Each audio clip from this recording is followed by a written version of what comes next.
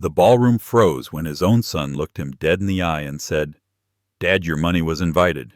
You weren't." The crowd gasped. This wasn't just rejection, it was execution in front of 150 witnesses. A man who bled for his country now humiliated by his own blood. Every metal on his chest suddenly felt like a target, every sacrifice turned to ash. But what no one in that room knew was that the colonel didn't lose battles, he planned them.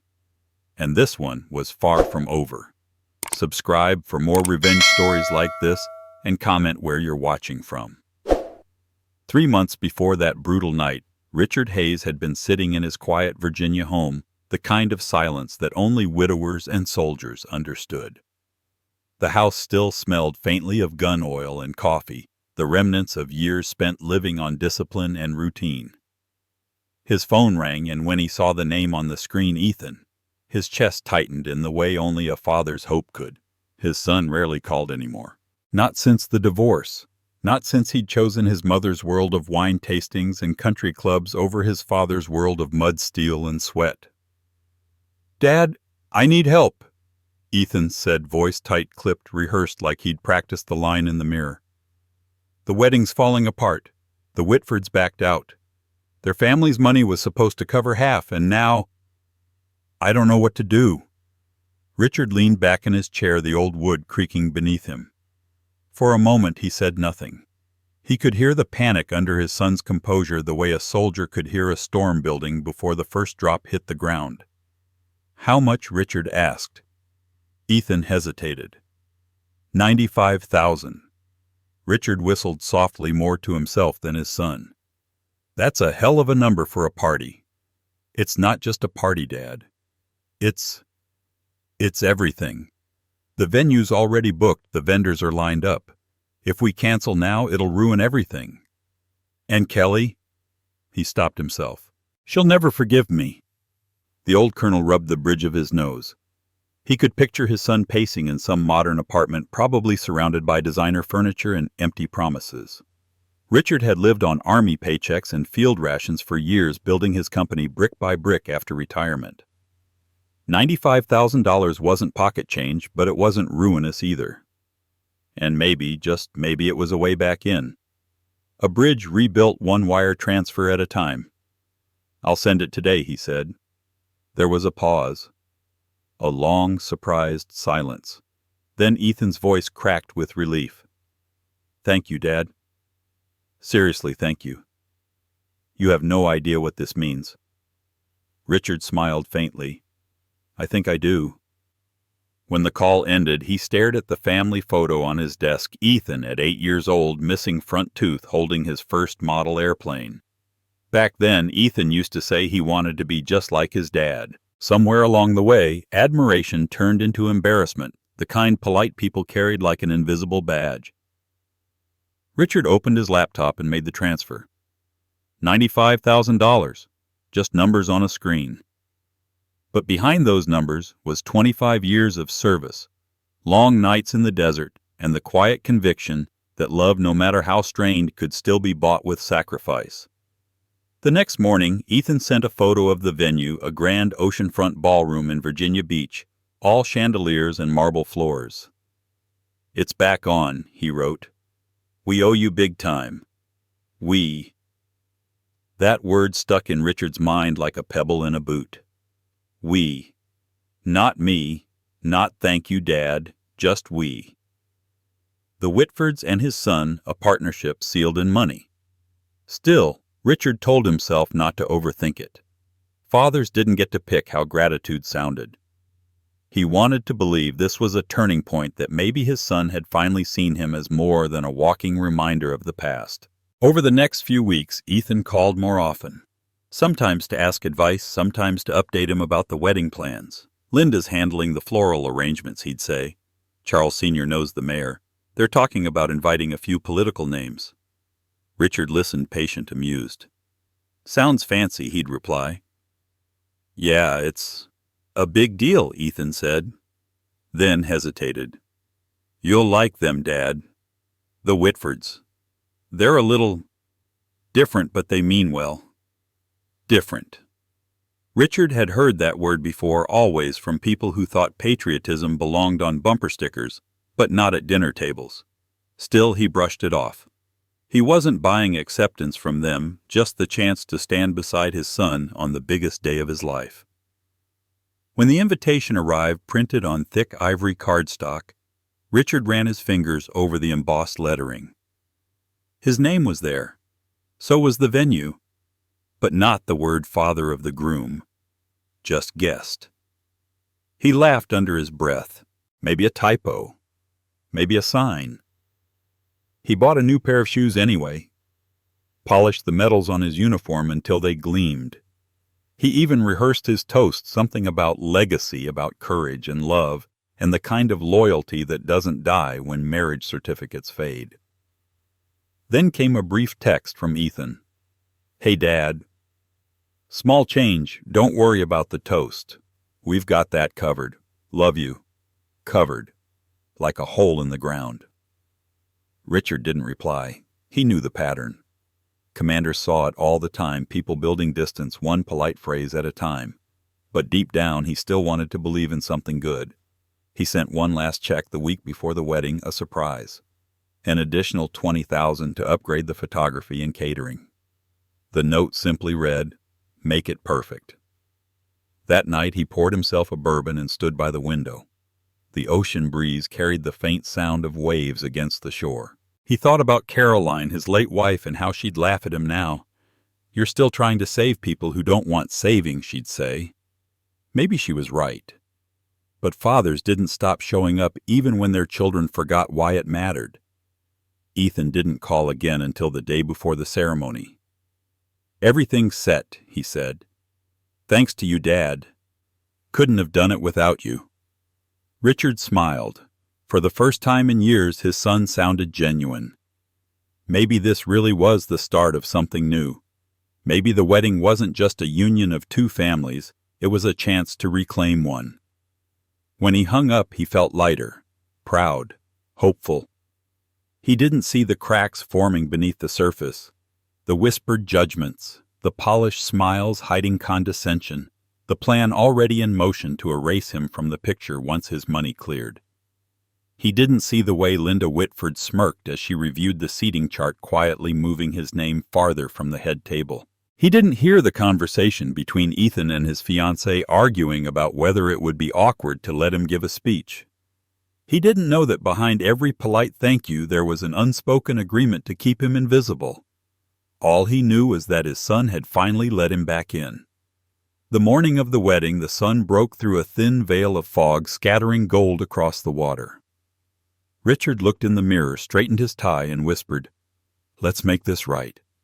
He had no idea that by nightfall those same chandeliers would witness the most humiliating moment of his life, that the ballroom he paid for would turn into a battlefield he never saw coming, and that the son he loved enough to rescue would be the one to pull the trigger. And when it happened, when the words cut through the music like a bullet, "Dad, your money was invited." You weren't. He wouldn't shout. He wouldn't fight. He'd just stand there silent, because soldiers don't beg for respect. They earn it, and when it's taken, they take it back. What no one in that glittering room knew was that the man they dismissed as an old soldier still held the power to destroy everything they built. And before the night was over, he would. The night before the wedding shimmered with the illusion of peace. The rehearsal dinner was held at a sprawling country club on the edge of Chesapeake Bay, a place so polished it seemed allergic to imperfection. Chandeliers dripped light onto tables dressed in cream linen, and every waiter moved with choreographed precision, pouring wine like it was liquid ceremony. Richard Hayes arrived 10 minutes early, habit from the military. He scanned the room with the quiet discipline of a man who had learned to read danger long before it had a name. The guests were already gathering, men in tailored suits, women in designer dresses, all of them laughing, the kind of laughter that floats just above sincerity. He spotted Ethan across the room, arm around his fiancée, Kelly Whitford. His son looked sharp, confident, almost glowing. For a moment, pride softened Richard's guarded expression. Maybe he thought this was what all those sacrifices were for, to see his son standing tall, loved, successful. "Dad." Ethan waved him over, smiling wide. The word Dad still carried warmth, and Richard let himself feel it. As he approached, the conversation at the table quieted. Kelly's mother, Linda Whitford, looked up. She was elegant, sculpted into flesh diamond earrings, manicured smile, a woman who had never stood in mud deeper than a puddle. "So this is the famous Colonel Hayes," she said, her tone dipped in sugar but laced with salt. She extended her hand and he shook it firmly. Her eyes flicked to his uniform lapel. "Still wearing the old medals, I see. How dedicated." Richard smiled politely. "They're not old, ma'am, just earned." A few people laughed, but Linda didn't. Her husband Charles cleared his throat awkwardly, and the conversation drifted toward the catering, the weather, the wine. Richard sat beside Ethan, listening more than speaking, the way soldiers do when they're in unfamiliar territory. Halfway through dinner, Linda raised her glass and began her speech. "Marriage," she said, her voice clear and commanding, "is about refinement, about knowing when to temper one's instincts. It's about grace." She looked directly at Richard.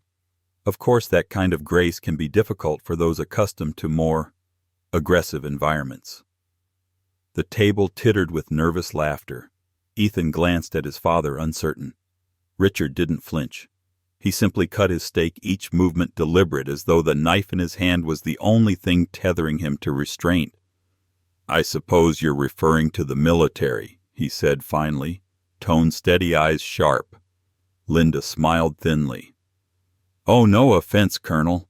We all respect service. It's just—" "Well, war doesn't exactly teach subtlety, does it?" The silence that followed was brittle. A fork clinked against a plate somewhere down the table. Richard leaned back slightly, assessing her the way he might assess a terrain, identifying threats, exits, weaknesses. He could have said a dozen things, could have dismantled her in front of her polished friends, but he didn't. Instead, he said softly, "You're right. War doesn't teach subtlety. It teaches clarity. You learn exactly who people are when things get loud." Ethan let out a breath he didn't know he was holding. Linda's smile froze for a beat too long before she lifted her wine glass again.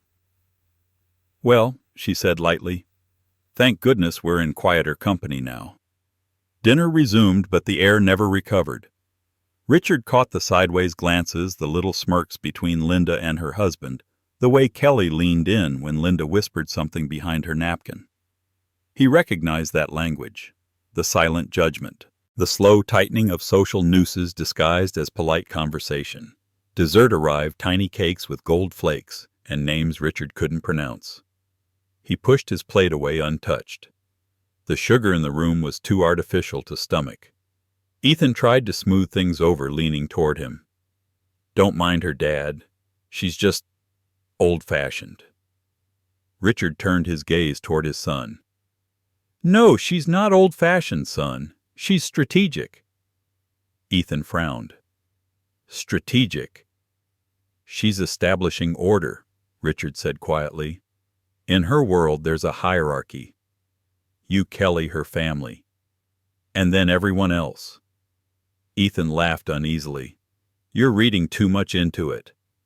Richard didn't answer. Years of command had taught him that silence could say more than argument ever could. Later, as the guests began to leave, Linda approached him again. "Colonel," she said, that same tight smile in place, "I hope you'll forgive me if I seem too forward. I just admire discipline. You must find civilian life terribly dull after all that action." Richard studied her face, searching for even a flicker of sincerity. There was none. "Discipline doesn't make life dull," he said. "It makes it easier to see who hides behind manners." For a split second, something flickered in her eyes, a flash of irritation, maybe fear, but then it vanished. She laughed lightly, turned on her heel, and glided away. Outside, the night was cool and sharp, the air carrying the scent of salt from the bay. Richard stood by his car, hands in his pockets, watching the reflections of the chandeliers tremble across the water. His instincts hummed quietly, the same instinct that had saved him on foreign soil, more times than he could count. Something about that family, that entire glittering facade, didn't sit right. He'd seen this kind of theater before. The polished fronts, the whispered alliances, the way weakness was dressed as charm. The Whitfords were playing a game. They just didn't know he'd played harder ones and won. As he drove away, headlights cutting through the mist, he replayed Linda's words in his head. Aggressive for polite company. He almost laughed. If she thought that dinner was aggression, she'd never seen what restraint looked like under pressure. He turned the radio off and let the quiet settle. His mind began connecting pieces without permission. The money, the invitation, the canceled toast, and now this. The picture forming wasn't pleasant. At the next red light, he caught his reflection in the rearview mirror. The faint lines at the corners of his eyes looked deeper tonight. Not from age, but from recognition.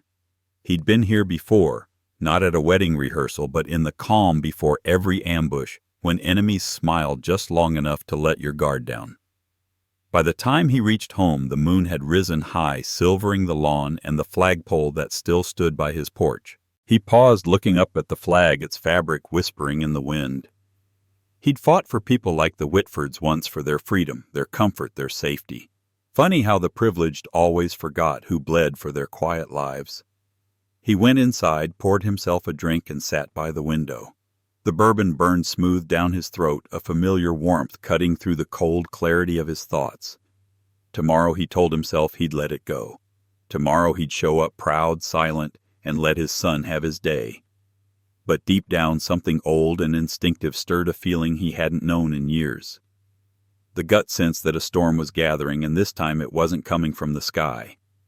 He didn't know yet how right he was, only that the next day would make that dinner feel like the calm before the first shot. The morning of the wedding broke quiet in pale sunlight filtering through a sky the color of polished steel. The air held that nervous calm that always came before ceremony or combat. Richard Hayes couldn't tell which this was. He'd been up since dawn, ironing his shirt with military precision, laying out his dress blues on the bed like armor. Every metal gleamed, every crease sharp. Today, he told himself, wasn't about him. It was about Ethan. Downstairs in the rented house, laughter drifted from the kitchen. Ethan's voice mingling with Kelly's and Linda's distinct polished tone, cutting through every conversation like glass. He paused halfway down the stairs, listening. Something in her laughter carried the same energy as a warning shot. When he stepped into the kitchen, the air shifted. Ethan was in a crisp tuxedo shirt, phone in hand, pacing. Linda sat by the counter, coffee cup poised like a prop, her expression neutral and practiced. Kelly gave him a quick smile, polite but distant. "Morning," Richard said, keeping his voice steady. "Dad," Ethan said, glancing up. "You look sharp." He nodded, trying to smile. "I've had practice." Ethan hesitated, looked at Linda, then back at his father. "Hey, can we talk for a second?" They stepped out onto the patio, overlooking the manicured lawn that sloped down to the bay. The water was calm, mirroring the morning sky, peaceful, deceptive. Richard folded his hands behind his back, the old stance returning naturally. "What's on your mind?" he asked. Ethan rubbed the back of his neck. "It's about the reception. The speeches." Richard waited.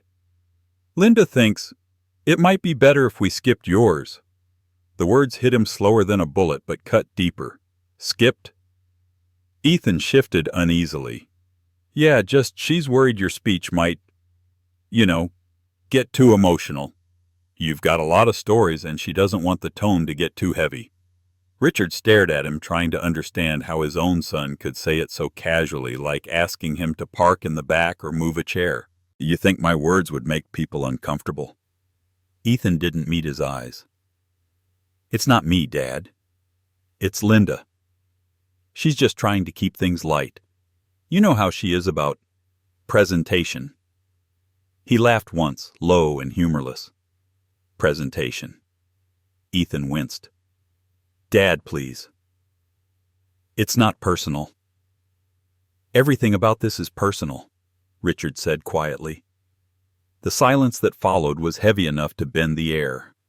Richard's throat tightened, but he forced a small nod. "All right, son. If that's what you want, no speech."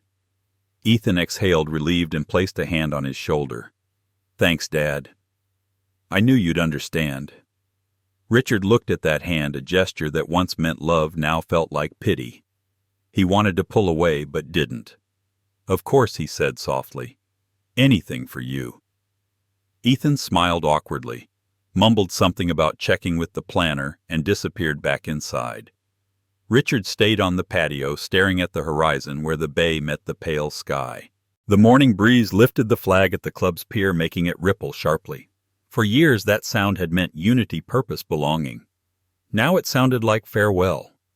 He sat down at the small table and poured himself another cup of coffee. The bitterness cut through the lump in his throat. He tried to tell himself it didn't matter, that words weren't needed to prove love, that being there was enough. But it wasn't. It had never been about comfort or convenience. His speech had been a promise, a way to tell his son in front of everyone how proud he was. And now that moment was gone, smothered by someone else's fear of imperfection. He pulled a folded paper from his jacket pocket, the one he'd written weeks ago in his precise, blocky handwriting. It wasn't long, just a few sentences about courage and family, about how loyalty wasn't just a word but a practice. He read it once more, then folded it back, sliding it into his wallet like a keepsake. Inside, the wedding preparations buzzed like machinery. The photographers moved in angles, the florists replaced stems that weren't symmetrical enough, and the planner barked orders like a commander in pearls. Every sound grated against the raw edge of his chest. When Kelly's father, Charles Whitford, came over to shake his hand, Richard forced a smile. "Big day," Charles said. "Everything's falling into place." "Seems like it," Richard answered. Charles gestured toward the ballroom, visible through the glass doors. "Beautiful, isn't it? Kelly always dreamed of a fairy tale wedding." "Dreams are expensive," Richard said. Charles chuckled, not hearing the weight beneath the words. "Well, money's just paper. Memories last forever." Richard's gaze drifted to the crew setting up the head table. He could already see the name cards: Linda, Charles, Kelly, Ethan. There was no card for him. Not at the head table, not even close. He wondered if that too had been Linda's idea. Later, when the wedding guests began to arrive, he slipped into the church early. He chose a seat near the back, not by design but instinct. Years of command had taught him the advantage of distance. You could see more that way. The music, the flowers, the perfect choreography, all of it felt hollow, like a performance built on borrowed money and borrowed pride. When the doors opened and Kelly walked down the aisle, everyone rose. She was stunning, radiant in lace and pearls, and for a moment Richard forgot everything. He saw his son's face, awed, trembling, full of love, and something in him softened. He wanted to believe again, even if just for a heartbeat, that this was worth it. But as Linda dabbed her eyes with a silk handkerchief, she caught Richard's gaze and smiled. Not warm, not grateful, but triumphant. The kind of smile that said, "You played your part. Now stay silent." He turned away before the vows began. He focused instead on the light streaming through the stained glass windows, fractured into colors across the floor. He thought of Caroline, his late wife, and how she would have laughed at the absurdity of it all. She would have told him not to take it to heart. But he did. He always did. When the ceremony ended, he stayed behind as the guests filed out, their chatter echoing in the vaulted ceiling. He sat for a long while staring at the empty altar until the coordinator gently reminded him about the reception. He smiled politely, stood, and buttoned his jacket. Outside, the air had turned humid. A storm was building somewhere offshore, the kind that looked beautiful from a distance until it reached the shore. As he walked toward his car, the folded speech pressed against his chest inside his wallet, a weight both small and unbearable. He told himself this was what fathers did. They swallowed their pride, stayed silent for love, and pretended it didn't hurt. But somewhere deep down, a new awareness flickered to life, an understanding that silence had never protected anyone. It only delayed the reckoning. He started the car engine humming low and drove toward the venue, unaware that before the night was over, his silence would become the loudest thing in the room. The church bell tolled once low and deliberate, echoing through the bay air like a heartbeat. Guests turned their heads, a sea of silk and perfume shifting under soft golden light. Richard Hayes stood near the entrance, dressed in his full uniform, pressed dress blues medals, shining like fragments of memory. Each one caught the light differently, and for a moment he wondered if anyone there even knew what they meant. Not the years, not the scars, not the nights spent awake while the rest of the world slept safely, because men like him didn't. He adjusted his collar, feeling the weight of the fabric settle over him like armor. Around him chatter swelled voices, crisp with excitement, laughter bubbling over champagne nerves. He didn't belong here, not really, but he refused to shrink. The uniform wasn't just fabric. It was declaration. It was proof that dignity didn't ask permission to exist. When the organ began, the crowd hushed as if commanded. The air thickened with reverent sunlight breaking through stained glass and scattering colors across the aisle. The bride appeared first, radiant and perfectly composed, her arm locked with her father's. Linda followed behind them, her face glowing with ownership, not joy. Every detail of this day bore her signature, from the lilies on the pews to the gold-rimmed programs folded neatly into guests' laps. Then the music changed. Ethan stepped out from the far side of the altar, tall, straight-backed, his black tuxedo fitted like a statement. For one suspended second, Richard's heart swelled. That was his son, his blood, the boy he'd taught to ride a bike, to shake hands firmly, to never lie. All the noise faded, the whispers, the judgment, the ghost of Linda's smirk, and for a fragile breath of time, there was only pride. He thought about Caroline, then how she would have smiled at the sight of their son at the altar. How she'd nudge him, whisper, "He got your stance. Rich. The way you never fidget." He almost turned his head, half expecting her to be there. But she wasn't. The seat beside him was empty, a silent placeholder for all the things he'd lost along the way. The priest began to speak, voice warm and practiced words about love, devotion, and unity filling the vaulted air. Richard listened but barely heard. His eyes stayed fixed on Ethan. He noticed the tremor in his son's hands, the tightness in his jaw when he looked toward Kelly. Was it nerves or something deeper, a flicker of uncertainty hidden beneath ceremony and expectation? A guest behind him whispered, "Isn't that the groom's father?" Another replied softly, "The one who used to be in the army. I heard he funded most of this." Richard didn't turn around. He didn't need to. Their words floated past him like smoke, harmless in comparison to the things he'd endured. Let them talk. He'd spent his life being misunderstood by people who'd never had to earn the air they breathed. When the vows began, Ethan's voice shook just slightly. "I promise to love you, to protect you, to build a life worthy of your heart." Kelly smiled, perfect, polished, her tone measured like a script. "I promise to honor you, to stand beside you, and to bring out the best in you."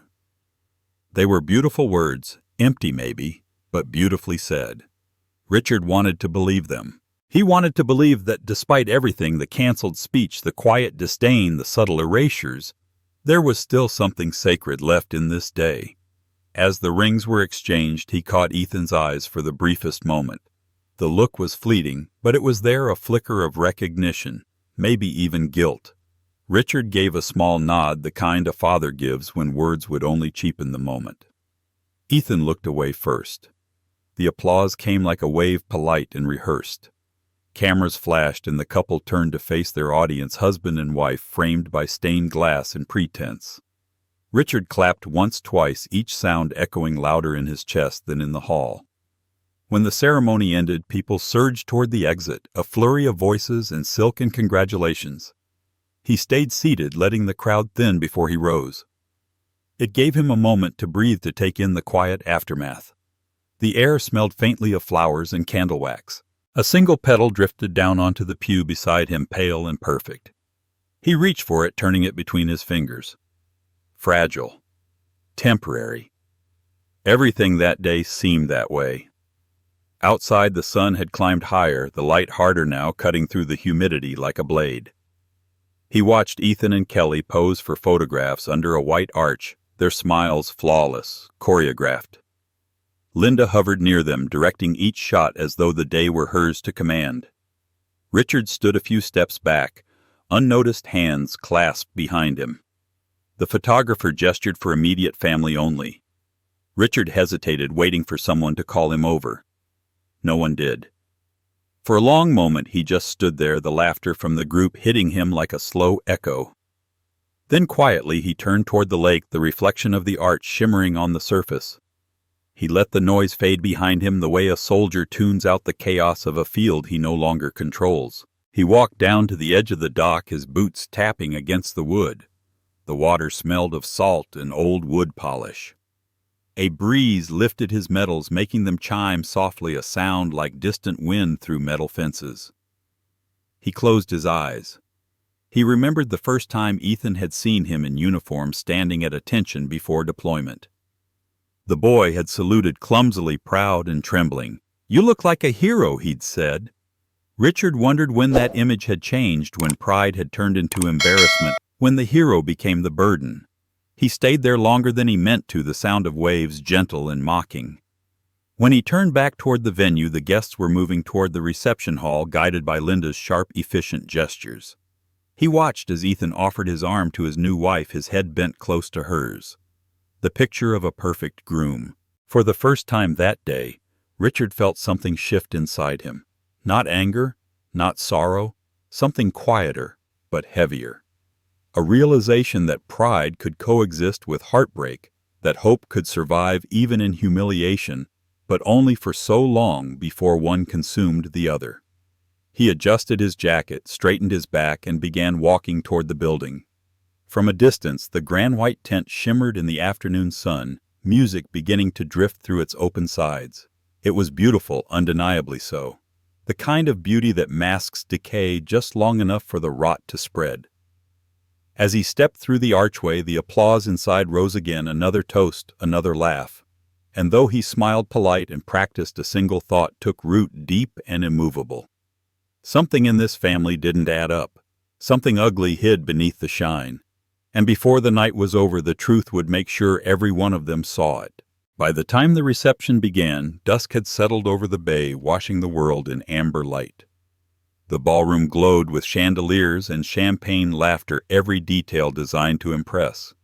Waiters moved in graceful lines, setting down plates that looked like artwork, tiny portions framed by edible flowers and sauces painted in circles. Richard Hayes sat near the edge of the head table, close enough to see, but far enough to be forgotten. The air buzzed with the hum of conversations he wasn't meant to join. He could still smell the salt from the ocean through the open balcony doors, a scent that reminded him of nights spent on naval bases, of discipline and silence, of men who understood respect without needing to discuss it. That world felt a lifetime away here among people who mistook polish for worth. The first toast ended, then another. Laughter rose, glasses clinked.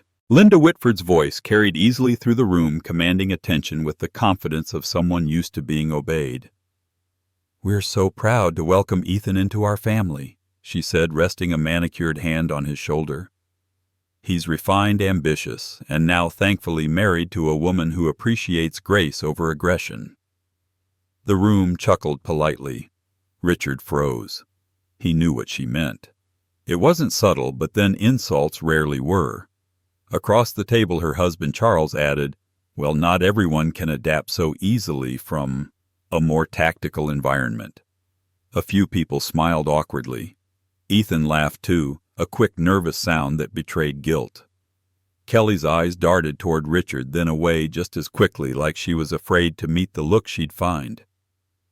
Richard set down his fork carefully, the metal ringing faintly against the porcelain. The hum of the room faded around him. Every instinct told him to stand, to speak, to dismantle their smugness with the kind of authority that once made rooms fall silent. But he didn't. He inhaled slowly, letting the air cool the anger rising in his chest. He looked at Linda, calm and steady. "You'll have to forgive me," he said, voice low but clear. "I've spent most of my life in the company of people who say exactly what they mean. It's efficient, saves time." The tone wasn't sharp, it was surgical. A few guests turned, sensing the tension. Linda blinked momentarily, thrown off. Charles chuckled awkwardly, trying to recover the charm. Of course. I just mean not everyone appreciates that kind of directness. Some folks find it intimidating. Richard smiled faintly. That's usually because they've never had to earn their own safety. The laughter that followed wasn't kind, it was uncomfortable. But it was enough to make Linda look away, her confidence cracking just slightly around the edges. She reached for her wine glass, her hand trembling almost imperceptibly. Ethan leaned in quickly, whispering, "Dad, maybe just let's keep it light, all right?" Richard turned his head slowly, meeting his son's eyes. "Light is fine," he said softly, "as long as it's honest." For a moment the two men stared at each other, father and son, soldier and civilian loyalty against convenience. Then the band struck up a song, and the tension dissolved into the hum of applause and movement. Dinner continued, but the taste had gone out of everything. Richard's plate sat untouched, the wine glass half full. Around him conversations resumed, laughter forced and shallow.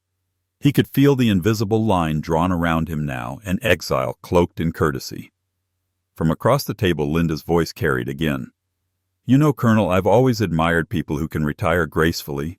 It must be such a relief not to have to lead anymore." Richard's jaw tightened, but his expression didn't change. "Leadership isn't something you retire from," he said. "You either have it or you don't." Her smile faltered, and Charles cleared his throat, eager to shift the tone. "Well, surely you're enjoying the quiet life now. No more orders, no more danger. Just peace and comfort." Richard tilted his head slightly, studying him. "Peace isn't the absence of conflict," he said. "It's knowing which fights are worth having." The table went still again, the kind of silence that makes silverware pause mid-air. Ethan forced a laugh, too loud, too quick. Okay, he said, raising his glass. "To new beginnings. Let's not talk about the past tonight." Richard lifted his glass too, the movement slow, deliberate. "To new beginnings," he echoed. "May they be built on respect." The clink of crystal against crystal sounded sharper than it should have. When the main course arrived, Richard excused himself quietly. He walked out onto the balcony, leaving the noise behind. The cool night air hit his face, the breeze carrying the faint sound of waves breaking against the shore. He rested his hands on the railing, staring out at the dark water. The reflection of the chandeliers shimmered across the surface like false stars. Inside, he could still hear Linda's laughter, bright, brittle, triumphant. He'd spent his life facing men who wanted to break him, who used bullets instead of words. But this was a different kind of war. Polite, elegant, deadly in its own way. He lit a cigar, the flame briefly illuminating the hard set of his jaw.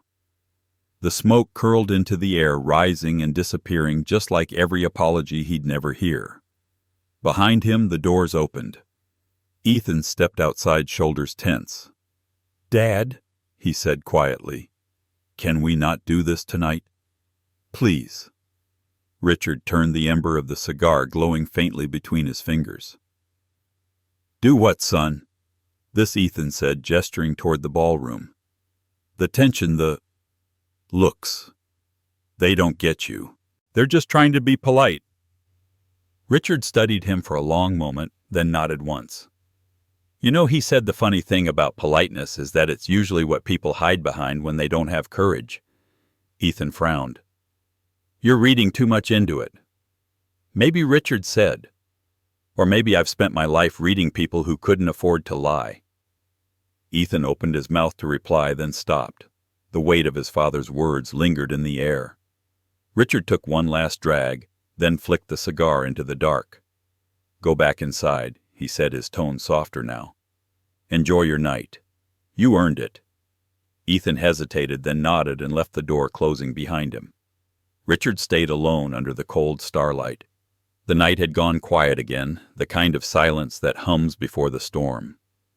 He could feel it gathering unseen, but inevitable, pressing at the edge of the evening like thunder still too far to hear. He straightened his uniform, the metals glinting in the light spilling from the ballroom. Inside they were laughing again, the sound sweet and hollow. He watched them through the glass, his son smiling among strangers, his place already erased. And as the wind swept through the balcony carrying the scent of salt and flowers, Richard knew this would be the last time he ever let them laugh at his expense. The next move would be his, and when it came, they wouldn't see it coming. The music had softened into something elegant and distant, the kind of melody meant to disguise unease. Inside the ballroom, the night had ripened into the illusion of perfection. Laughter floated above the clinking of glasses, the band played slow jazz, and the chandeliers bathed the crowd in gold. Richard Hayes sat quietly at his table, the only man in uniform, his medals glinting under the light like scars turned into trophies. He'd faced storms that could level cities, but none had felt as suffocating as this room filled with smiles that weren't real. When the host announced the next toast, Linda rose from her seat, her gown shimmering like something that belonged in a magazine. Tonight, she began, her voice steady and dripping with control. We celebrate not just love, but legacy. The joining of two families who understand the meaning of refinement, grace, and progress.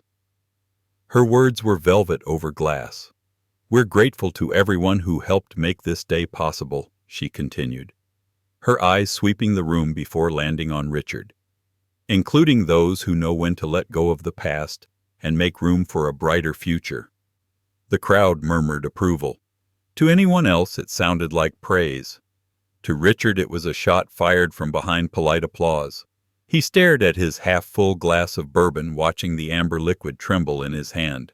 He'd spent a lifetime reading the subtext in every silence, every glance, every tactical pause. Linda wasn't thanking him. She was dismissing him. He pushed back his chair and stood. His height still carried the quiet authority of command, even among people who pretended not to notice. He raised his glass. To the bride and groom, he said, his voice low but cutting through the noise. May they always know what it costs to build something that lasts. It wasn't loud. It didn't need to be. But Linda's smile stiffened. The table behind her fell silent. Ethan shifted uncomfortably in his chair. Before the tension could settle, Linda laughed light and sharp. Such wisdom, she said, from a man who's seen so much structure in his life. The laughter this time was awkward, hesitant. Ethan stood, one hand slightly raised. Okay, let's not, Dad. Maybe just sit down. Yeah? Richard turned slowly toward him. Sit down. Ethan glanced nervously at the guests who were now watching like spectators at an accident. Yeah, Dad. It's fine. Let's not make a scene, all right. Richard didn't move. His voice stayed calm, even as the blood in his chest pounded hard enough to feel. A scene? I've seen scenes, son. This isn't one. The room's stillness deepened. The band stopped playing, unsure whether to continue.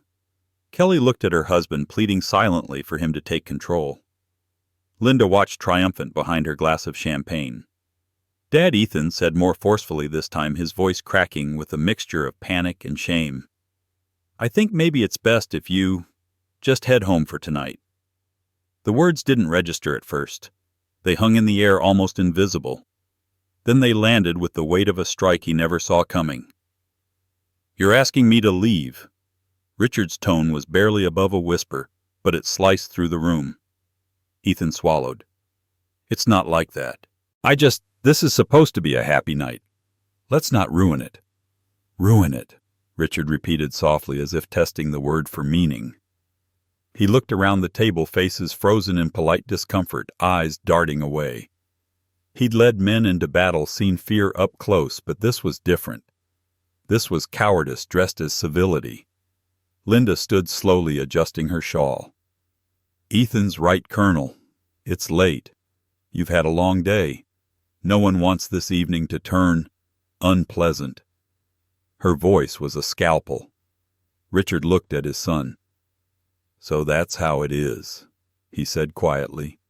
You'd rather protect their comfort than your father's dignity. Dad, please, Ethan murmured, eyes shining with guilt he didn't have the courage to face. The silence that followed was unbearable. The crowd had turned to watch openly now, strangers witnessing a private execution. The weight in Richard's chest grew heavier with each second. For a man who had spent years in deserts and jungles, who had buried friends and carried their names in his heart, the pain felt both alien and familiar. Betrayal had a sound, and it was his son's voice telling him to go. He placed his glass on the table with quiet precision, the crystal touching the linen without a sound. "You have no idea what you've done tonight," he said. "But someday you will." He straightened his uniform, every metal catching the light one last time. Then he turned toward the exit, each step deliberate, steady. No one stopped him. No one spoke. Even the music seemed afraid to start again. At the door he paused. For a moment he thought of Caroline, her laugh, her kindness, the way she'd made this family a place worth fighting for. He wondered what she would have said if she'd seen their son like this. Then he realized she would have cried, and he couldn't afford to. Outside, the air was sharp and cold, cutting through the last of his composure. The valet scrambled to bring his car, hands trembling under the awkwardness of pity. Richard waved him off. "Keep it," he said quietly. "I'll walk." He stepped onto the quiet street, the sound of the ocean a faint murmur in the distance. The night smelled of salt and roses and expensive perfume. Everything artificial, everything hollow. He loosened his tie, the fabric suddenly suffocating. The walk to the end of the pier felt endless. Every echo of his footsteps reminded him of something he'd taught Ethan: always stand by your men, never turn your back on blood. Yet here he was, discarded like a formality. He stopped at the edge of the pier, looking out at the dark horizon where the sea met the sky. The reflection of the ballroom lights shimmered on the water like ghosts, bright, fragile, and temporary. Somewhere behind those windows they were laughing again, rewriting the night as though he'd never been there. He gripped the railing, his knuckles white, his breath sharp. For years he had believed that discipline could conquer everything: pain, grief, loneliness. But this was different. This wasn't something he could train himself out of. This was the kind of wound that didn't bleed, but hollowed. He closed his eyes, letting the wind carry the noise away. The metals on his chest clinked softly, reminders of battles fought with honor, of loyalty that once meant everything. And then slowly his face hardened, not from anger, but from clarity, the kind that came when illusions finally broke apart. Back inside the ballroom, Linda Whitford was already toasting again, her voice bright and flawless, her laughter ringing through the night. She didn't notice that the man she'd humiliated had walked out into the darkness with a calm so complete it was terrifying. Because what she didn't know, what none of them knew, was that silence was never surrender. It was strategy. And Richard Hayes was not done yet. The night air cut cold against his face as he stepped off the pier, the ballroom's golden light still flickering behind him like the last ember of a dying illusion. His footsteps were steady, but every sound of laughter that drifted through the open balcony burned into him like shrapnel. He didn't rush. A soldier never rushed. He'd learned long ago that calm wasn't weakness, it was control. Richard Hayes reached into his jacket, pulled out his phone, and stared at the black screen for a long second before unlocking it. His thumb hovered over a contact labeled simply Miller. Operations. He pressed call. "Sir," came the voice, crisp and alert. "Are you still handling the Whitford account?" Richard asked, his tone even measured. "Yes, sir. All 3 divisions, maintenance, security, catering, supplies. You told us to keep everything local and veteran-run." "Good," Richard said. His eyes lifted toward the glowing ballroom windows where his son's silhouette was barely visible behind the veil of glass. "You remember the country club that runs the Whitford weddings?" "Of course. They're one of our primary vendors. About 30% of their supply contracts go through us." Richard's lips curved slightly. Not a smile, something sharper. "Effective immediately, cancel everything. Equipment leases, service renewals, monthly orders. Pull the maintenance crews by morning. No explanation, no negotiation." A pause. "Understood, Colonel." He ended the call. The night fell quiet again, the waves whispering against the dock like a distant audience holding its breath. Inside, the laughter was swelling. Through the glass, Richard saw the ballroom staff bustling between tables serving champagne like liquid gold. He could almost hear Linda's voice again, smooth, condescending, the sound of someone too confident in her own power. He straightened his jacket, squared his shoulders, and walked back toward the entrance. The moment he stepped inside, the temperature of the room changed. The air shifted, conversations stuttered, and for reasons no one could name, people turned. He didn't speak right away. He just walked slow, precise, like a man crossing a battlefield he already owned. At the far end of the hall, the venue manager, a man named Cole, who'd met him briefly at the rehearsal, approached nervously. "Colonel Hayes," he said, voice low. "I thought you'd left for the evening." "I had," Richard replied, but then I remembered something. He glanced toward the head table where Linda's smile faltered the second their eyes met. "This country club. It's under contract with Hayes Federal Logistics, correct?" The manager blinked. "Yes, sir. You're one of our major 30% of your annual operations." Richard interrupted, his voice carrying now calm but commanding. $500,000 in supply maintenance and veteran employment programs." The room went silent. Forks froze mid-air. Even the band stopped playing. Linda laughed softly, the sound brittle. "Colonel, really? This isn't the time or the place for actually," Richard said, cutting her off with quiet precision. "It's exactly the time. And it's exactly the place." He turned to the manager. "Mr. Cole, as of this moment, all contracts with this establishment are terminated. My company will no longer provide your catering services, equipment maintenance, or event logistics." Cole's face drained of color. "Sir, please, half our operations." "You'll adapt," Richard said. "I always did." A murmur rippled through the guests, half disbelief, half fascination. Someone near the back whispered, "He owns the company." Another voice answered, 30% of the country club's funding. "That's huge." Linda stood slowly, her composure cracking for the first time that night. "You're making a spectacle of yourself," she hissed. "This is ridiculous." Richard looked at her with a calm so sharp it felt dangerous. "No, Mrs. Whitford, I'm just making things clear. You talked about grace and refinement all night. Let's see how refined this place looks when the lights go out." Ethan stood up, pale. "Dad, stop, please. You don't have to. I already did," Richard said, not taking his eyes off Linda. "You wanted a cleaner world, one without people like me muddying your silver floors. Congratulations. You'll get it. Starting tomorrow, you can explain to your guests why the kitchen's shut down, why the lawn's overgrown, why your next event will be served off paper plates." Gasps broke through the silence. Kelly covered her mouth. Linda's husband Charles tried to stand but seemed to think better of it. He'd seen men like Richard before, the kind who didn't bluff. Ethan took a step forward, voice trembling. "Dad, what are you doing?" "What I should have done years ago," Richard said. "Reminding people that respect isn't optional." The manager stammered, "Sir, we can work something out." "No," Richard said, turning away. "You can't."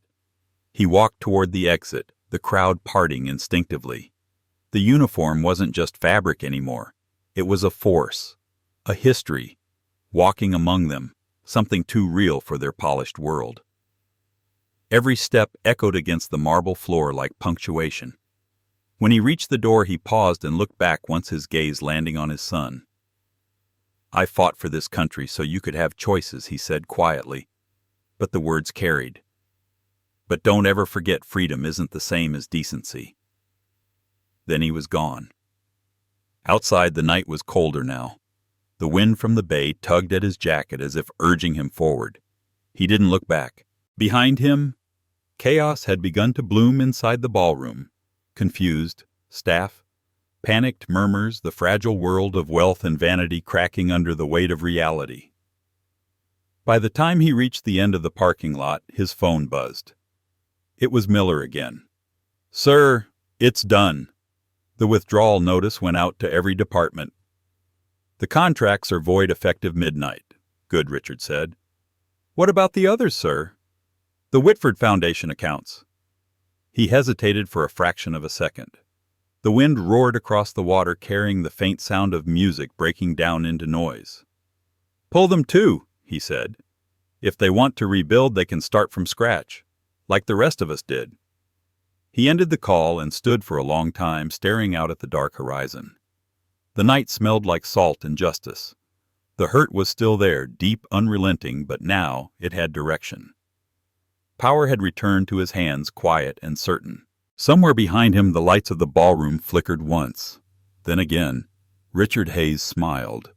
The reckoning had just begun. The ballroom was no longer a celebration. It was a slow unraveling. The laughter that once rang through the air now twisted into hushed confusion. Waiters froze mid-step, glancing nervously toward the entrance where Richard Hayes stood, the echo of his last words still hanging like smoke. The chandelier's light flickered across his uniform, throwing glints of gold off the rows of medals that marked every sacrifice he'd ever made. He had the stance of a man who'd already won a war no one else knew had started. Behind him, the venue manager scrambled with a phone pressed to his ear, whispering frantically to someone in logistics. Linda Whitford rose from her chair, color draining from her face.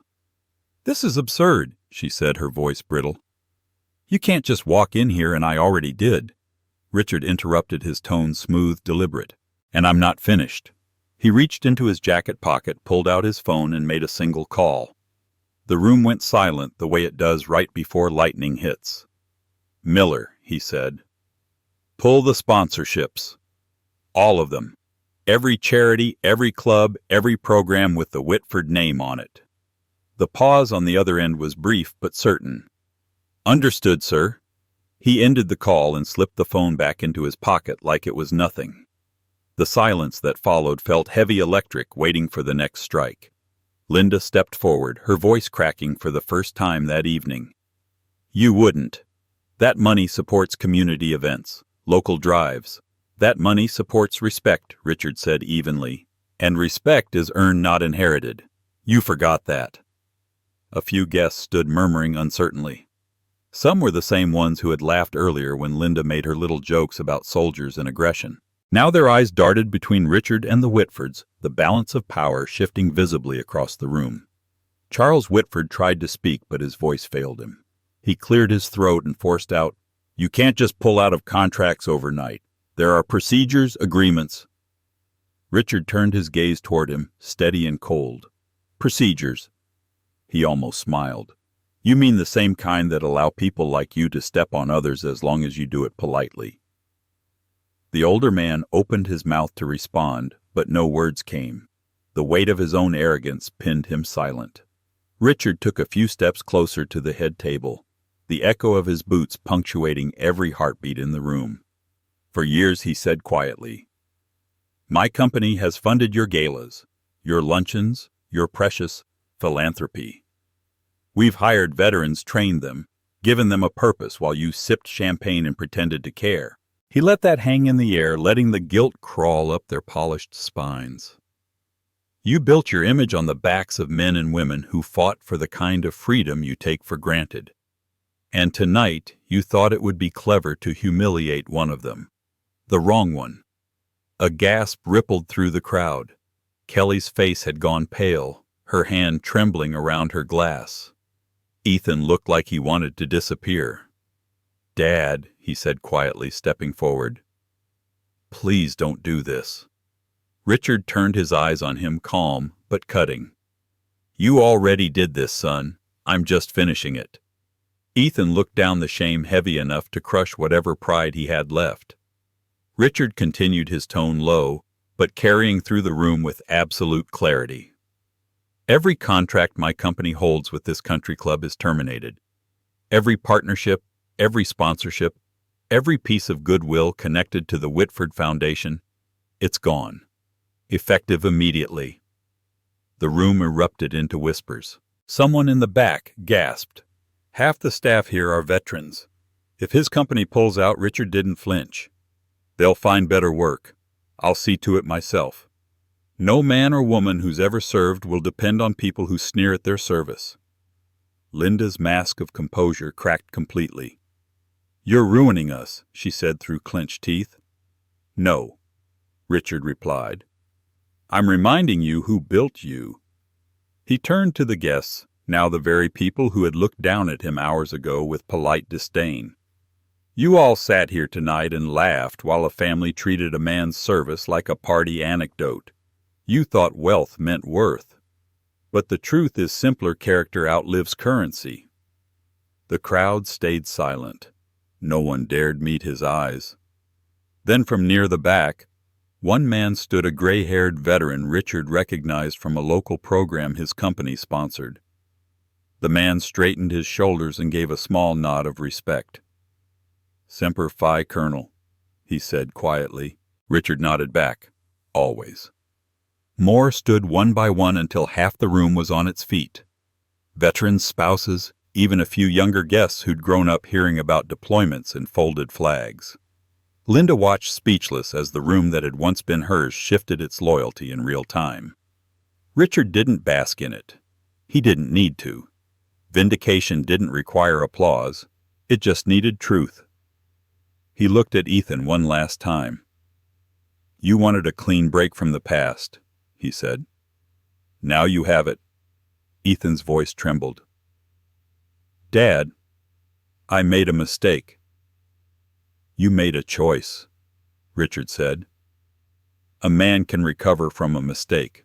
Choices take longer." He stepped back toward the exit. Behind him, the murmurs rose into chaos. People trying to make sense of what had just happened. Staff whispering about the fallout, the Whitfords whispering about lawyers. But he didn't listen. He was already done with them. As he reached the door, the band began to play again hesitantly, like they didn't know if it was safe. The sound was wrong, hollow, meaningless. He paused only long enough to glance over his shoulder at the glittering wreckage he was leaving behind. "Enjoy the silence when the lights go out," he said quietly. Then he walked away. Outside, the cold night air hit him like clarity. The ocean stretched out before him, black and endless, whispering the kind of truth that men like the Whitfords would never understand. His phone buzzed a message from Miller. "All contracts officially closed. Press release scheduled for morning." He typed a short reply. "Add this line, integrity is non-negotiable." He put the phone away and stood by his car looking back at the ballroom one last time. Through the windows he could see the panic spreading. Waiters whispering to each other. Guests on their phones. Linda trying to hold her composure as everything she'd built on arrogance began to crack. For the first time that night, Richard smiled not with cruelty, but with peace. Justice didn't always come with violence. Sometimes it arrived quietly, dressed in consequence. He got into his car, the engine purring to life. As he drove away, the country club lights reflected in the rearview mirror flickering like dying stars. By morning their world would collapse and his would finally be still. And somewhere deep inside him, beneath the discipline and the scars, a thought surfaced steady and cold. They would never forget the night they tried to humiliate a soldier, and instead crowned one. By the time dawn broke over the coast 3 days later, the story had spread far beyond the ballroom.